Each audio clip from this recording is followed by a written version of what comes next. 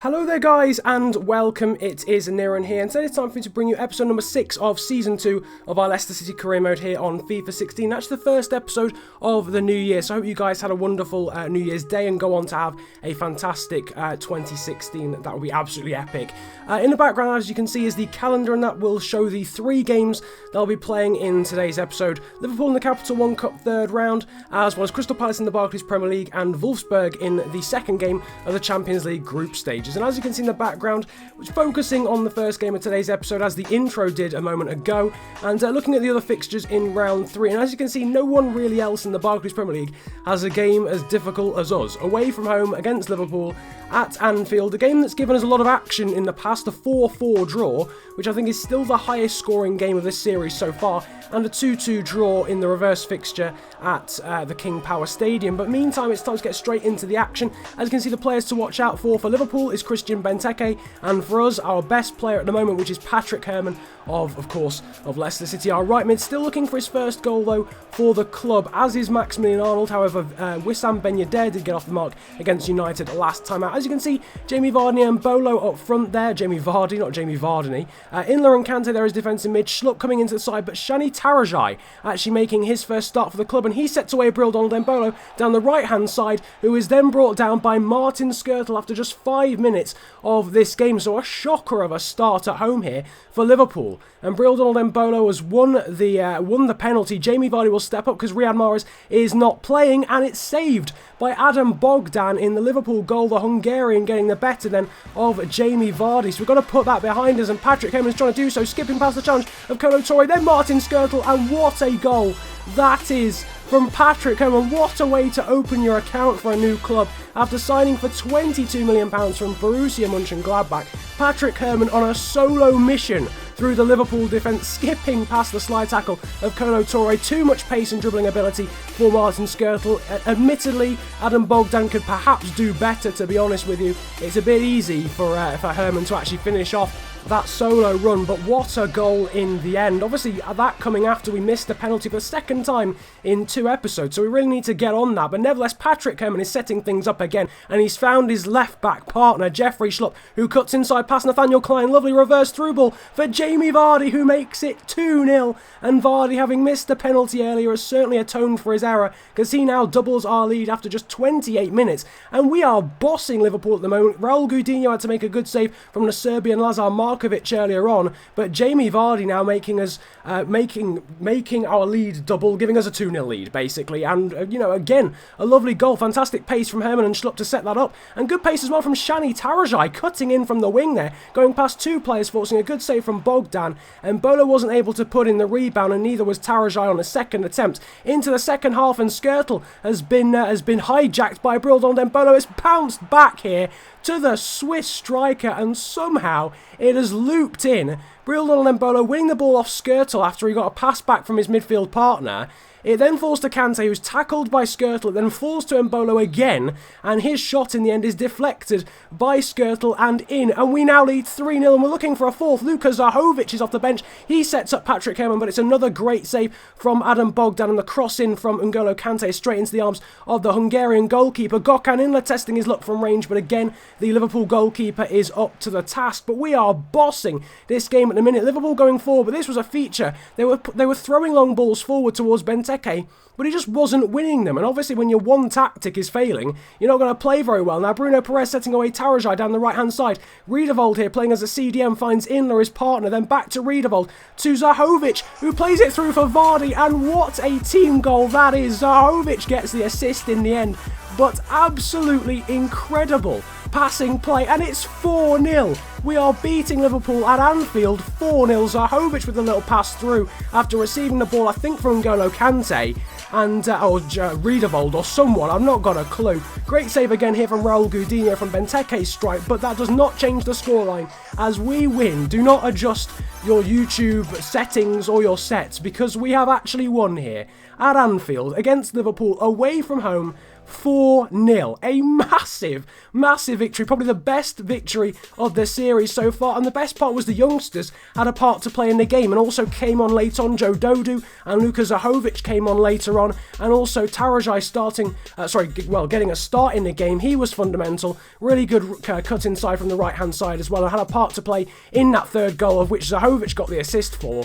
But some fantastic play in that game, and we win 4-0. Absolutely astonishing. The eagle-eyed amongst you, however, would have realised that in that game, Patrick Herrmann had the number 19, which isn't really a classic number for your main signing in a transfer window. So we've changed his number to 11 because that tends to be a fairly sort of traditional number for a winger. We're also sorting out the English national team there because we've got another set of World Cup qualifiers coming up. Only 3 changes will be made to that squad. Chris Smalling coming in for Jagielka, Ravel Morrison coming in for Adam Lallana, and Callum Wilson coming in for Troy Deeney. So we'll see those games being simmed next episode, but for now we're playing the second game of the 3 in today's episode. This is against Crystal Palace in the Barclays Premier League, the only league game actually in this episode, because the Wolfsburg game at the end of the episode is in the Champions League. There you can see the squad in the background: Mahrez, Herrmann as wingers, Mbolo and Vardy there as the strikers, Kante and Arnold as defensive mids, and the stock back forward Kasper Schmeichel in goal, Kamano and Sisto on the bench, Ben Yedder also on the bench with Okazaki as well. But it was actually Crystal Palace who get the first chance of the game there. Bernard testing Kasper Schmeichel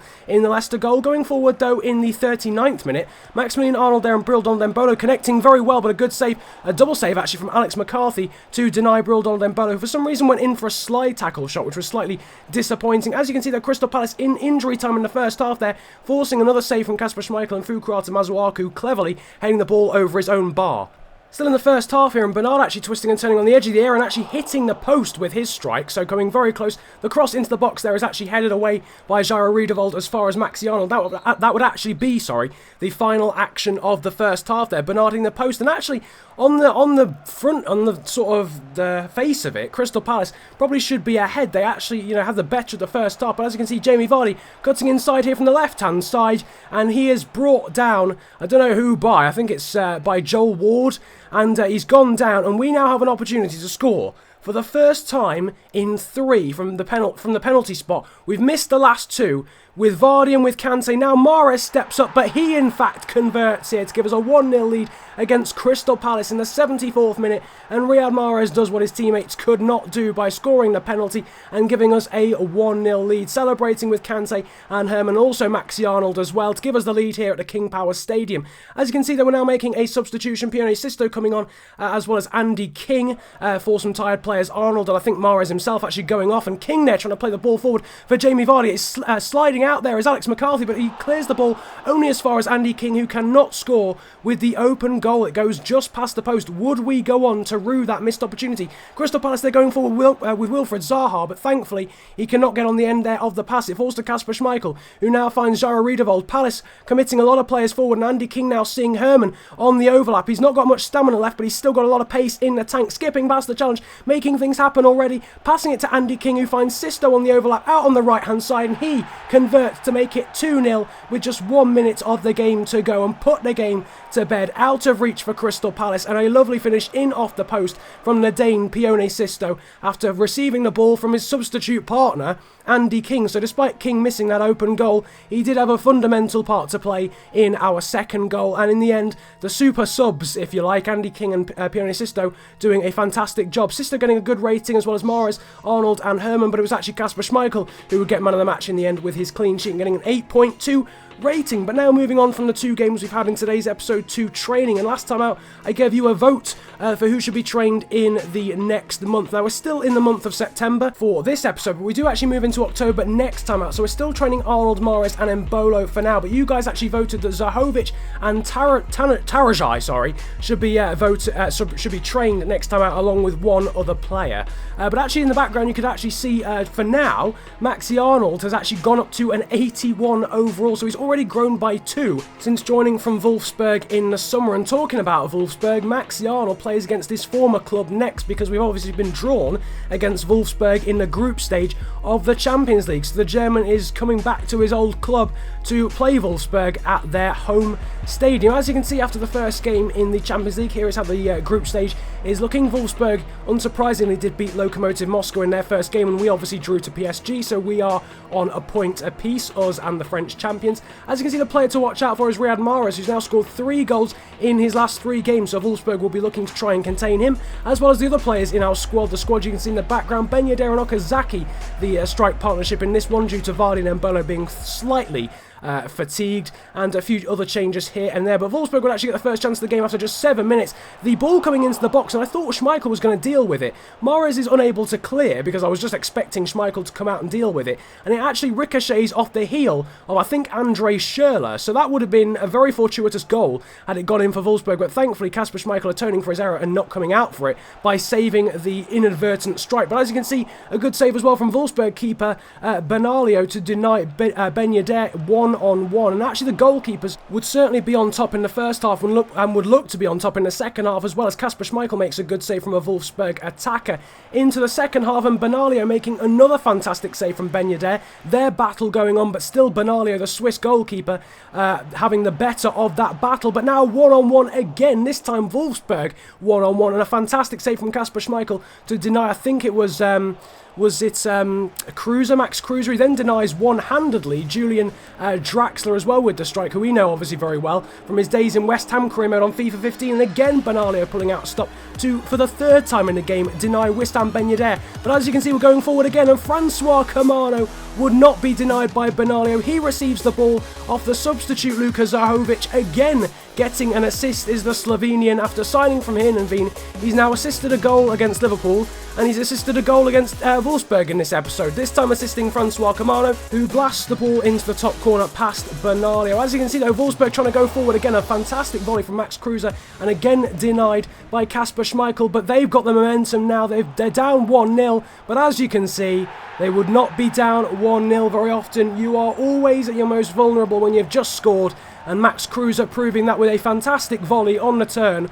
A really typical FIFA CPU goal, especially when they've just gone down a goal.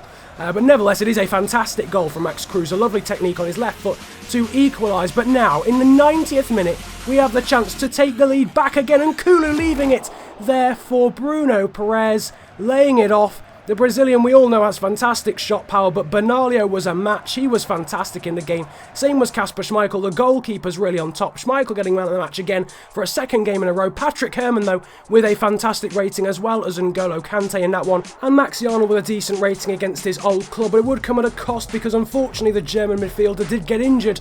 He actually sprained his knee and will now be out for 3 weeks. That happened right at the end of the game. I think actually whilst Francois Camano was scoring our goal, because he came on the pitch just after that. So he's unfortunately out for 3 weeks, which is probably about an episode and a half maybe, so you'll see him back in episode number 8. Here you can see that the table at the end of episode 6 of season 2, United still out on top, but we are actually up to 4th place, joint there with Liverpool. Well, actually joint top, to be fair. It's only goal difference that's seeing us down in 4th place. Nevertheless, I hope you did enjoy this episode of Leicester City Career Mode. Feel free to smash the likes button if you did. The support on this series has been mad so far this season, and I really want to thank you guys so much for that. Subscribe if you're new around here as well, and comment about enjoying the video if you enjoyed it that much. Thank you also for voting on the vote last time. There isn't a straw poll this episode, but there should be once again next time out. Nevertheless, it's been a pleasure ranting at you guys today. Have a good day, enjoy yourselves, and goodbye.